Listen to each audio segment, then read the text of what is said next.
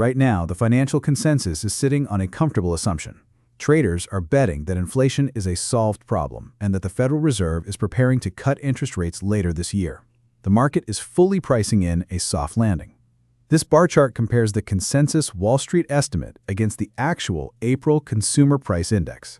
Analysts expected a 3.7% headline number. Instead, the actual print hit 3.8%. The data broke aggressively past expectations, driven by a specific, undeniable surge in the energy sector. Look at the physical reality at the pump. Consumer gasoline prices are up 28.4% in 12 months. In a single month, unadjusted gasoline jumped 11%. That is a direct tax on everyday consumers, and it acts as a wrecking ball for discretionary household budgets. February printed 2.4%, March 3.3%, and April 3.8%. This 14 basis point acceleration in 60 days reverses the cooling trend. We're 0.2% from the 4% threshold. Once crossed, the Federal Reserve must abandon rate cuts and actively raise interest rates again. While markets priced in a peace deal, the president rejected the counterproposal and drone strikes resumed overnight. The Strait of Hormuz has been functionally closed for months. That physical choke point handles a massive portion of the world's energy transport. Because those lands are too dangerous to navigate, roughly 1 billion barrels of oil have been entirely removed from the global supply chain over the last 60 days.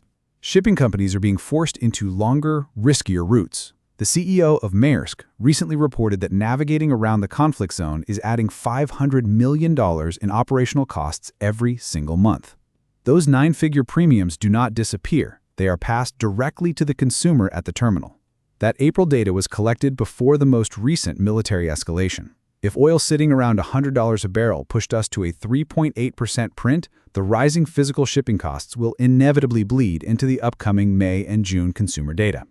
Geopolitical supply blockages are entirely immune to domestic legislation. When shipping lanes close, a higher tax on consumer energy is guaranteed no matter what policies are drafted in Washington. Back stateside, California accounts for 14% of the national economy, but its energy infrastructure is quietly suffocating. The state has systematically dismantled its own gasoline production capacity. The massive Phillips 66 refinery in Los Angeles is slated to close, and the Vallejo plant in Benicia just stopped making gasoline for the first time in 25 years. That is 2 major domestic production facilities wiped off the map within a single 12-month window. Without domestic refining, the most populous state in the country is now a net importer of Middle Eastern oil. They became entirely dependent on a global pipeline at the exact historical moment those supply lines physically froze. To combat rising prices, the Federal Reserve relies on one primary tool, the federal funds rate. By raising interest rates, they increase the cost of borrowing money, which theoretically suppresses consumer demand and cools the economy down. But here is the structural flaw.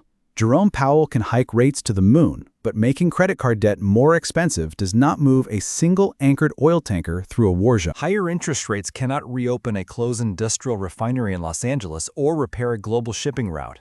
When you combine a sticky, supply-driven inflation that central banks cannot physically reach with rising interest rates that crush consumer buying power, you get stagflation.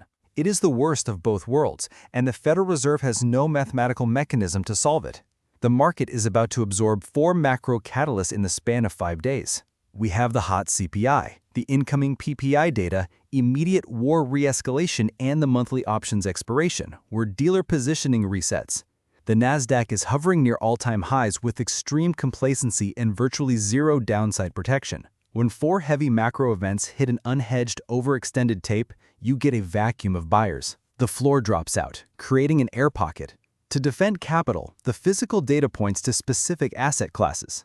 Going long on major energy producers and the physical shipping tankers currently charging massive day rates is a direct play on the supply squeeze. When capacity shrinks, the floor on energy prices rises. The bond market is signaling weakness in fiat currency. Acquiring shares in gold and silver miners operates as a direct hedge. They represent hard assets, acting as a release valve for a central bank losing its grip on the inflation narrative.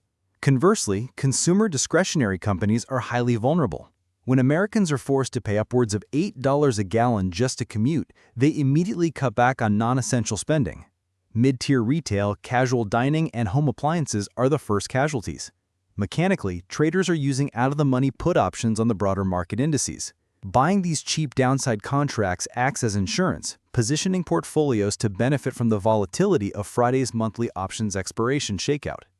The 2-year Treasury yield is breaking out, gasoline is ripping, and domestic energy production is shrinking. Capital must adapt to physical realities and hard assets now, because the smart money positions before the rest of the market wakes up to the stagflation.